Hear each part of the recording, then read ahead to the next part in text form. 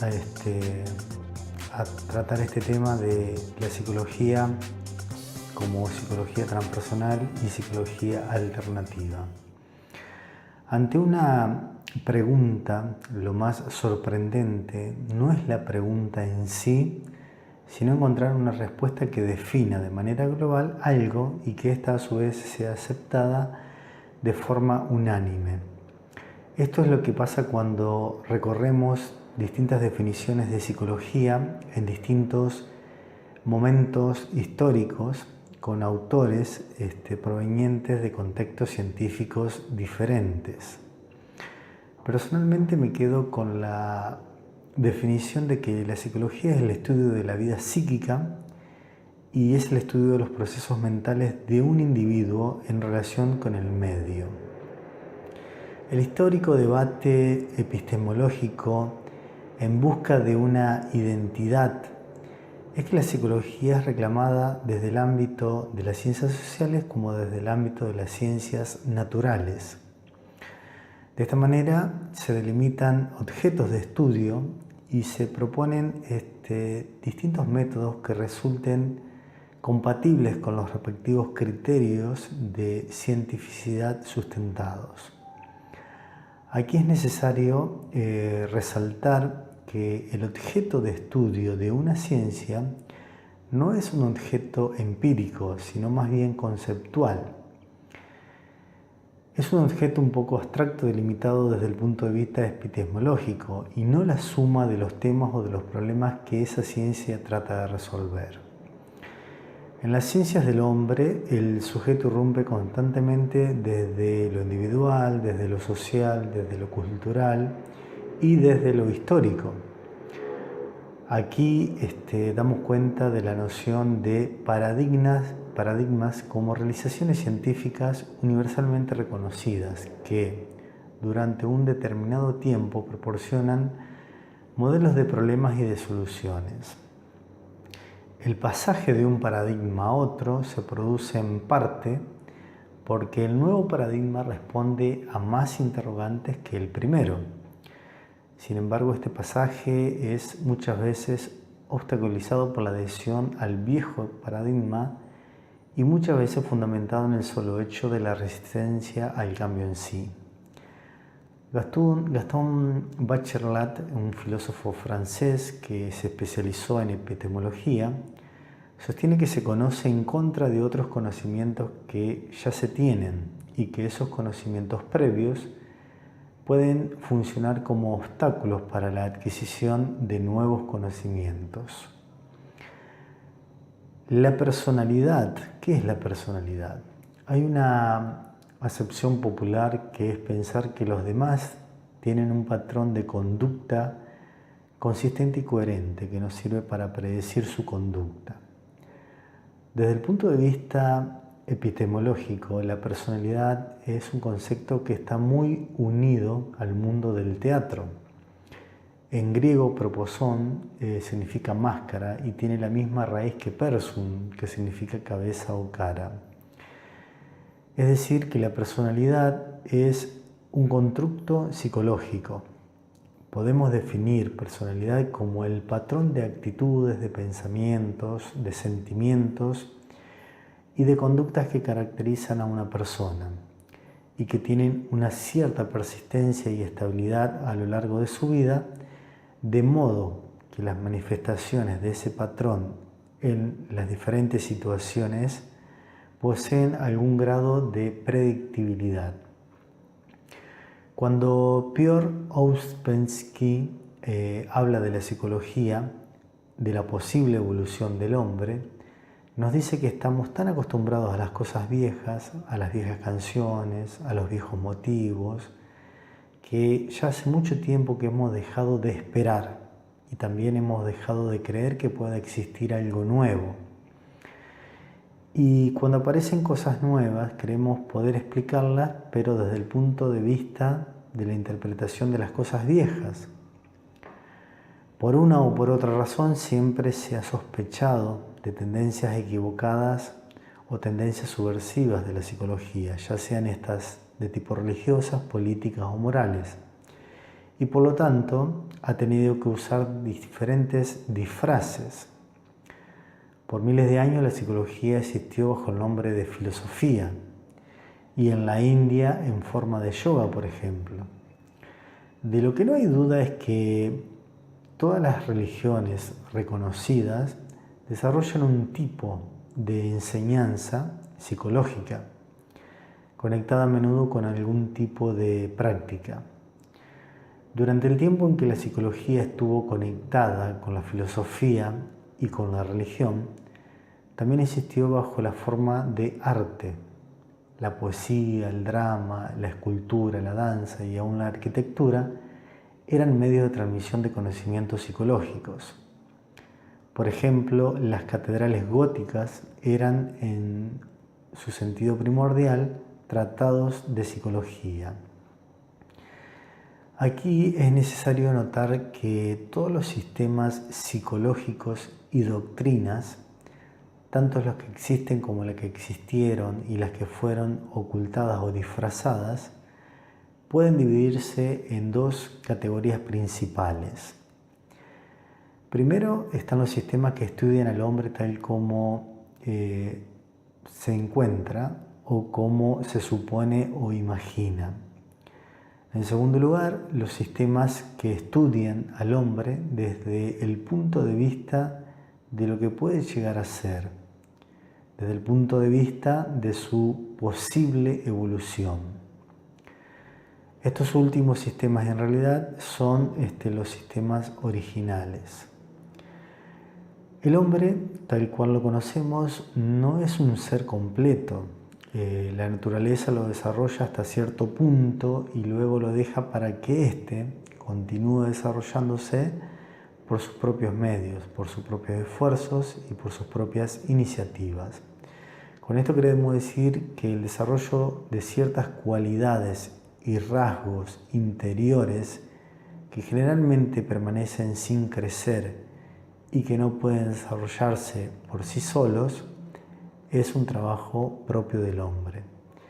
Este desarrollo es posible con la ayuda de aquellos que comenzaron el trabajo antes de manera similar y que ya han obtenido algún cierto grado de desarrollo o ciertos conocimientos de métodos de cómo llegar a hacer ese proceso. También debemos comprender que no todos los hombres pueden desarrollarse, algunos simplemente no pueden porque no quieren. El hombre es una máquina que es puesta en movimiento por influencias externas y por impactos exteriores. Todos sus movimientos, acciones, palabras, ideas, emociones y pensamientos son producidos por influencias exteriores. Por sí mismo el hombre es tan solo un autómata con cierta provisión de recuerdos, de experiencias previas y una cierta cantidad de energía de reserva. Si el hombre entiende que no puede moverse, pensar o hablar por motus propio, aprenderá a ser y a conocerse más a sí mismo. Ante todo, el hombre debe saber también que él no es uno, sino es muchos. No tiene un solo yo, permanente e inmutable.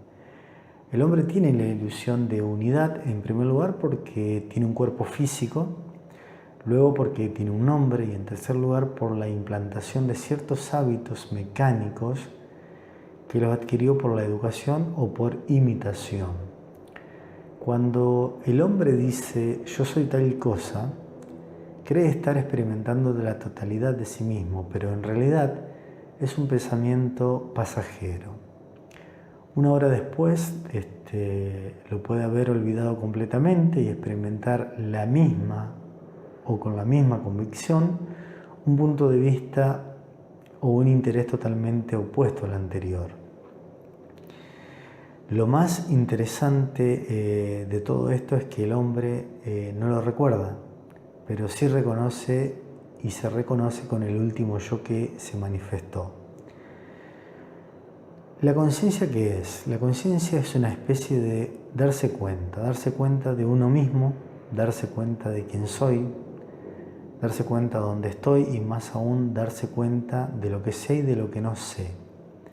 Así podremos decir si en un determinado momento uno es consciente o no. Los momentos más elevados de conciencia crean memoria. Los otros momentos simplemente el hombre no los recuerda. De aquí nos surgen tres grandes preguntas. Con respecto a la duración, nos preguntamos cuánto tiempo he estado consciente. En cuanto a la frecuencia, cuántas veces he llegado a ser consciente. Y sobre la extensión, de qué soy consciente. La conciencia se puede hacer continua y controlable por medio de esfuerzos especiales y de estudios especiales.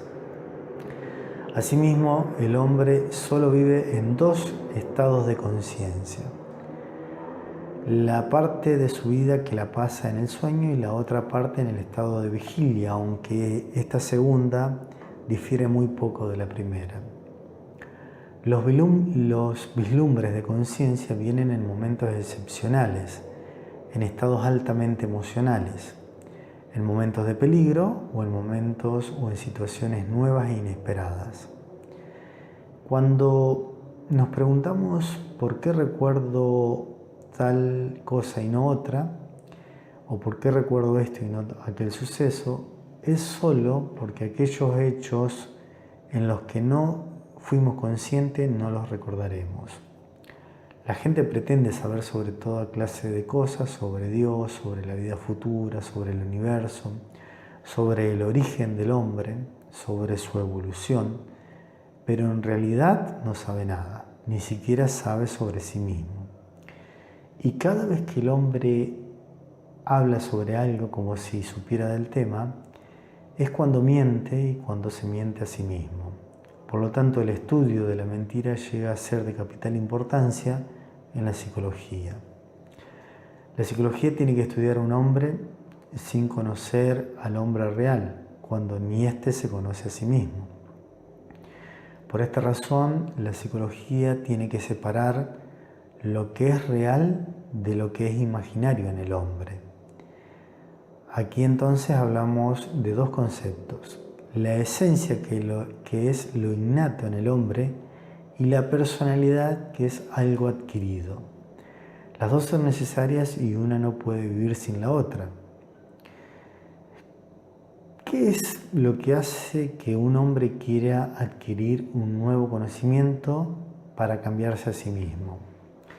El hombre vive la vida bajo dos clases de influencias. La primera clase consiste en intereses y atracciones creados por la vida misma, como la propia salud, la seguridad, la fortuna, los placeres, las distracciones, la vanidad, el orgullo, la fama. La segunda clase consiste en intereses de otro tipo de orden, despertado por ideas que no son creadas en la vida, sino que provienen de lo que llamamos escuelas de conocimientos. Estas llegan al hombre por medio de la filosofía, de la ciencia, de la religión, del arte, y siempre sí están conectadas con influencias de la primera clase. Aunque el hombre desconozca que existen estos dos tipos de clases de influencias, ambas influyen sobre él y pueden llegar a ser atraído más con una que con otra. Si un hombre está completamente atraído con intereses de la primera clase y es totalmente indiferente a los intereses de la segunda clase, sus posibilidades de desarrollo disminuyen cada año que pasa. A cierta edad, y muchas veces a muy temprana edad, esos intereses desaparecen completamente. Esto quiere decir que el hombre muere aunque esté vivo físicamente. En cambio, si el hombre vive con intereses de la segunda clase, siente y piensa mucho más, atrayendo otro tipo de influencias de esta misma categoría o clase, ocupando un lugar sumamente importante en su mente y en su vida. Si los resultados producidos por las influencias de la segunda clase son suficientemente fuertes, se fusionan y forman en el hombre lo que denominamos o lo que llamamos centro magnético. Este centro magnético canaliza nuestros intereses en una cierta dirección y nos ayuda a mantenernos allí. Es por eso que se necesita una escuela que nos ayude en este proceso. No se puede solo. Sabemos que cuando aprendemos algo nuevo, acumulamos un nuevo material en nuestra memoria. Pero, ¿qué es nuestra memoria? Todo lo que nos pasa, todo lo que vemos, todo lo que oímos, todo lo que sentimos, todo lo que aprendemos, queda registrado y lo podemos definir como impresiones. Estas impresiones son nuestras verdaderas posesiones.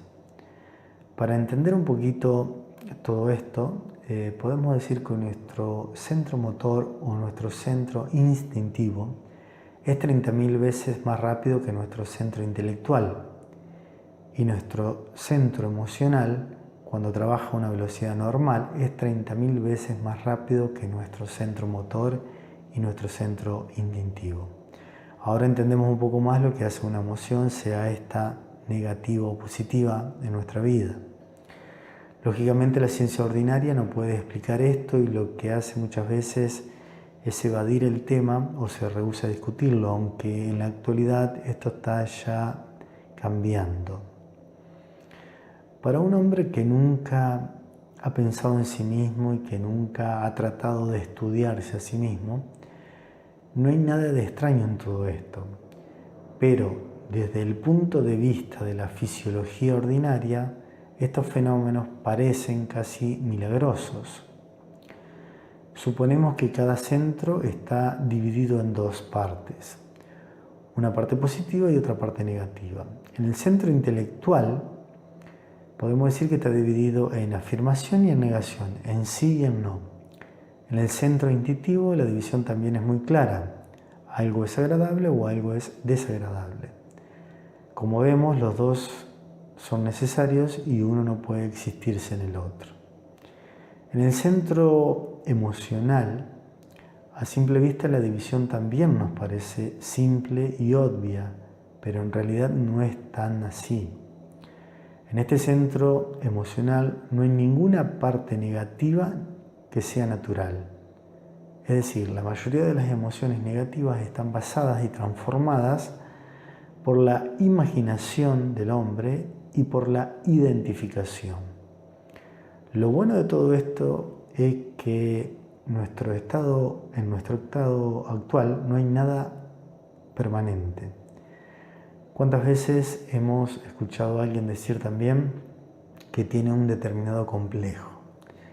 En la psiquiatría del siglo XIX lo que ahora se llama complejo era llamado idea fija. Y esas ideas fijas eran consideradas como ciertos signos de locura. El hombre no puede ni debe tener ideas fijas. En relación con el estudio del posible desarrollo del hombre, hay dos lados del hombre que deben ser sí o sí desarrollados, el saber y el ser. Lo que la mayoría de la gente no comprende es que el ser está completamente separado del saber. No se puede ser un gran pensador o un gran artista con una mente pervertida o inconsciente. Si el saber crece más que el ser o viceversa, el resultado es siempre un desarrollo unilateral, y un desarrollo unilateral no puede llegar muy lejos. Para ir finalizando este tema, decimos que el psicoanálisis es la primera escuela de la psicología, que el conductismo es la segunda, que la psicología humanista es la tercera y que la cuarta es la psicología transpersonal. No debemos dejar de lado tampoco la Gestalt. Gestalt significa que todo es mucho más que la suma de sus partes. El objetivo de la Gestalt consiste en que el paciente tome conciencia de su mundo. Y ese tomar conciencia, en lugar de cambiar algo, es llegar a ser consciente de algo y luego plantear un camino en la situación que se plantea. Con esto finalizamos un poco lo que es la psicología como introducción, la psicología transpersonal y la psicología alternativa. Todo esto se hizo en base a todos los materiales de estudio de nuestra querida Universidad Americana y de los audios de Liliana Almendros. Saludos a todos.